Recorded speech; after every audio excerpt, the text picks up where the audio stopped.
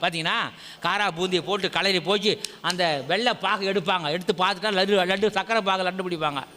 பதம் தவறி போயிடுச்சு வச்சுக்க, நீ இன்னும் தான் அழுத்தி அழுத்தி அழுத்தி பிடிச்சா கூட அப்படி தூள் தூளாக ஓடும். ஆமாம், அது ஒரு பக்குவம் தேவை. பலாப்பழம் எப்படி அறியணும்? இப்படி தான் ஒரு மேடையில் கேட்டேன், பலாப்பழம் எப்படி அறினா? சார் அந்த மாதிரி வேலைலாம் நான் செய்ய மாட்டேன் சார். பலாப்பழம் எப்படி அறியணும்? அதுக்கு ஒரு பக்குவம். தயிர் எப்போ கடையினா அதுக்கு ஒரு பக்குவம். பலாப்பழம் என்ன பண்ணோம்? அது பசை, அந்த பசையிலிருந்து நாம் பாதுகாத்துக்கணும். அப்போ என்ன பண்ணணும்னா அதுக்கு முன்னாடி கையில் நெய்யோ எண்ணெயோ தடவிக்கணும். ஏன்னா அந்த பசை நம்ம கையில் படக்கூடாது. அப்போ பக்குவம்.